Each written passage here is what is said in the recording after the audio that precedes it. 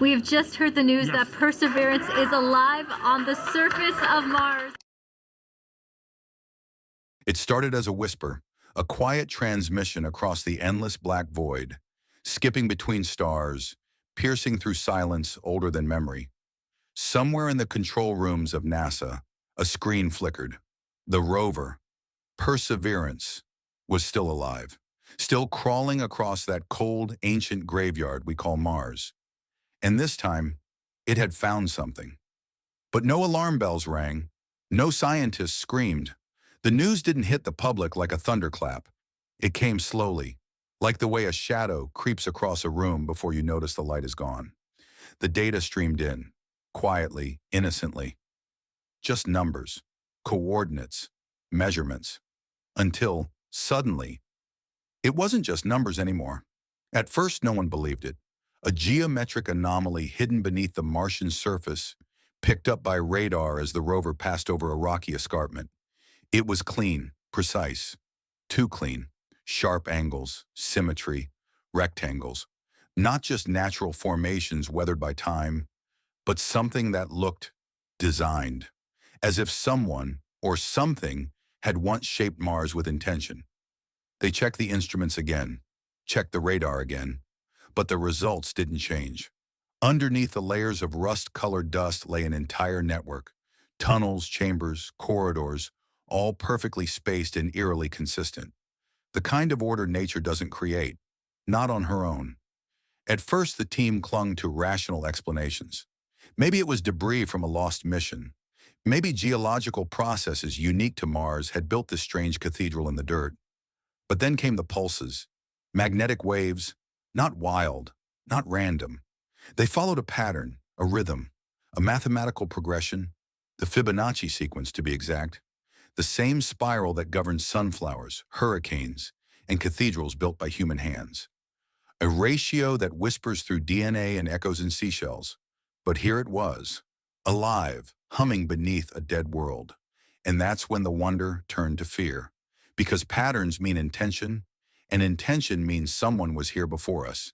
The deeper the rover went, the stranger things became. Grooves in the floor suggested movement, repetition.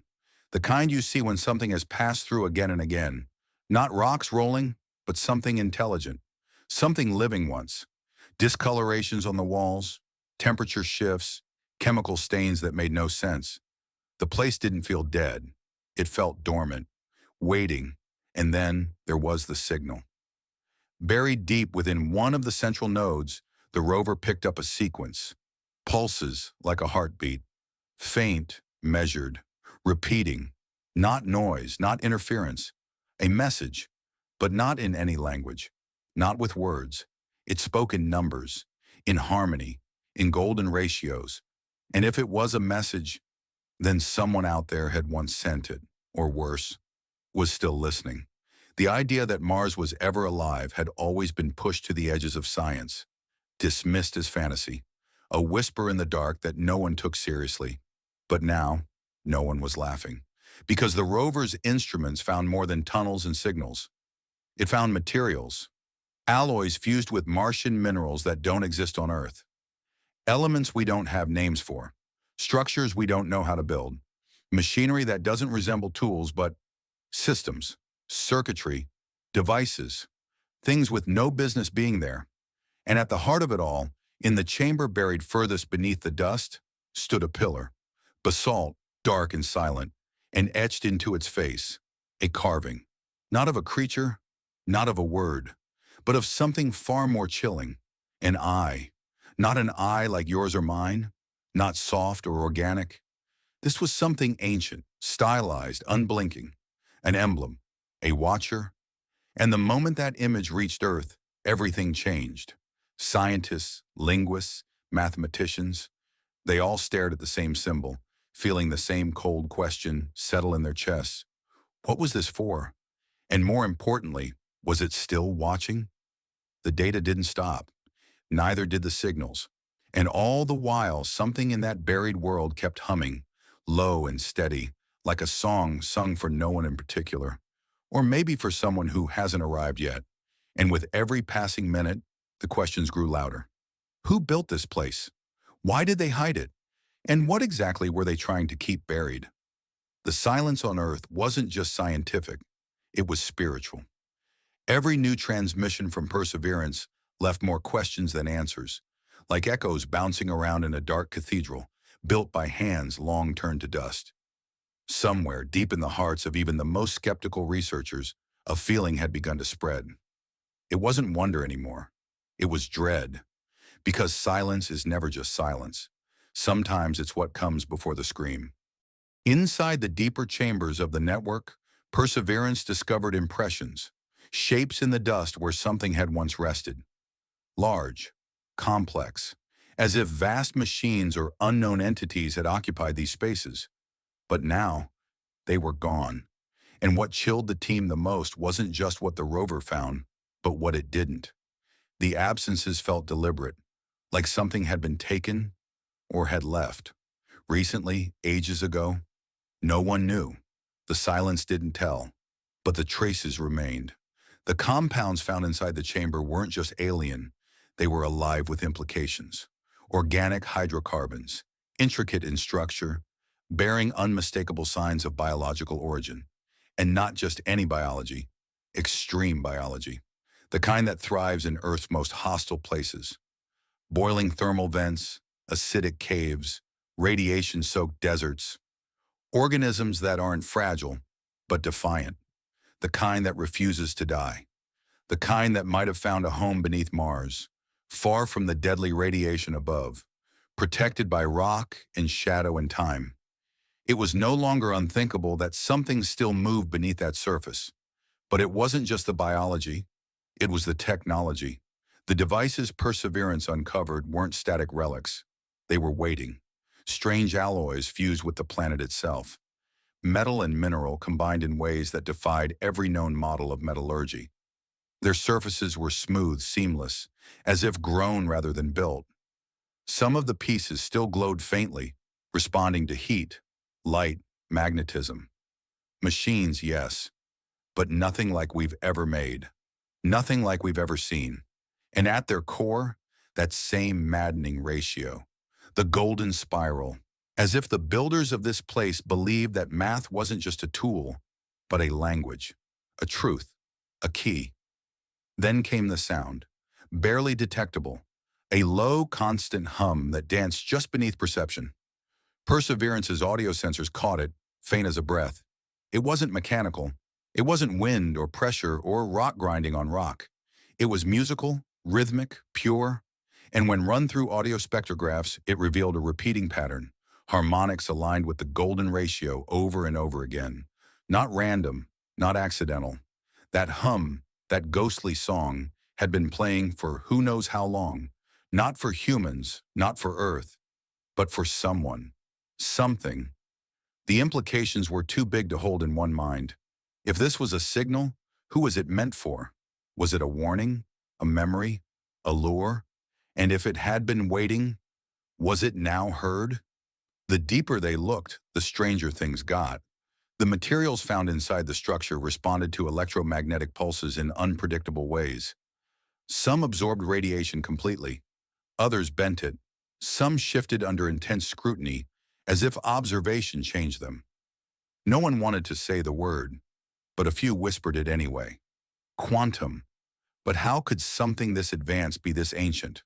That was the real terror, because the geological layers around the site suggested unimaginable age, hundreds of millions of years. Older than the pyramids, older than humanity, older than our oceans.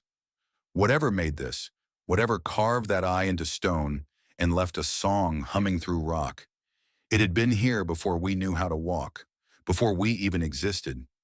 And that made the question unbearable. Where did they go?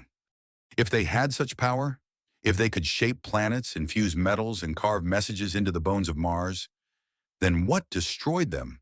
Or worse, what called them away? The deeper you go into the silence, the more it feels alive. That's what the researchers began to say, that Mars didn't feel empty anymore. It felt like it was holding its breath, like it was waiting. And as the signals continued, another theory began to form. What if the eye wasn't just a symbol? What if it was watching? What if it always had been? What happened next didn't come from a scan or a sensor, but from a sudden shift in atmosphere, back on Earth. In the control rooms, something changed. Not in the data, but in the people. A quiet tension took hold. The kind that settles into your bones when you realize the story you're part of is no longer safe, no longer small. People stopped asking what they could learn from the discovery and started asking what they should.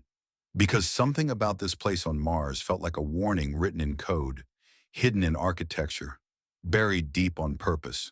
The tunnels, the eye, the hum. It didn't feel like an invitation. It felt like a locked door someone had broken open. And maybe that door was never supposed to be opened. Then the countdown theory started circulating. Not officially, no press release, just hushed emails, handwritten notes, a pattern in the radiation pulses coming from the central chamber. Steady, rhythmic, recurring in time intervals that lined up with Martian orbital cycles. Some thought it could be a clock. Others feared it was something worse, a timer. What if this machine wasn't broken? What if it was dormant, waiting for the right moment, the right signal, the right visitor? That hum, that soft vibration beneath the soil, it hadn't changed, not since the first reading. And that constancy, that unshakable presence, was beginning to feel less like a background noise and more like a breath. Steady, inhale, exhale, not sound. Life. Back in the chamber, the carvings around the eye were being mapped in high resolution. Spirals inside spirals, geometry bending in on itself. Some sections were etched so finely they couldn't be seen by camera, only inferred from light diffraction. Within those lines, they found more ratios, more sequences, prime numbers, binary patterns, recursive algorithms, the kind you don't stumble into by accident, the kind you encode when you want to be remembered, or when you want to leave instructions. But instructions for what? More disturbing than the patterns, though, were the voids. Cavities in the wall where something had clearly once been, like sockets, cradles. Devices had been removed, carefully, not torn out by time, but extracted, with purpose. And the deeper the rover went, the more of these absences it found. Something had taken parts of this place. Something, or someone. No one said it out loud, but the fear was there. That whatever had been built here might not be over. That we weren't just archaeologists brushing dust off the past, but witnesses arriving too early for what was still to come. And then came the last image. The rover, crawling down a slope deeper than it was ever meant to explore, captured a glimpse of something unexpected, barely visible through the haze. A circular door seamless with the stone, closed, unmoving, but not buried, as if it was meant to be found. There was no mechanism, no hinges, no sign of how it opened, just a ring of carvings glowing faintly with that same silent energy. And at the center, once again, the eye. It was no longer just a symbol, it was a presence. Scientists argued over what to do next. Send another probe? Launch a manned mission? Or seal the data away? Some wanted to destroy the transmissions, bury the files, pretend the discovery had never happened. Not out of cowardice, but out of instinct, out of an ancient primal fear that this wasn't humanity's door to walk through. But it was too late. The world had seen. The hum still played. And somewhere, beneath a sky that never knew our sun, something old and brilliant and watching still waited. Perseverance was never built to understand what it found. It was just a scout, a messenger. And now that message was here, echoing across every news feed, every whispering thought. What if Mars was never dead? What if it was dreaming? And what if we just woke it up?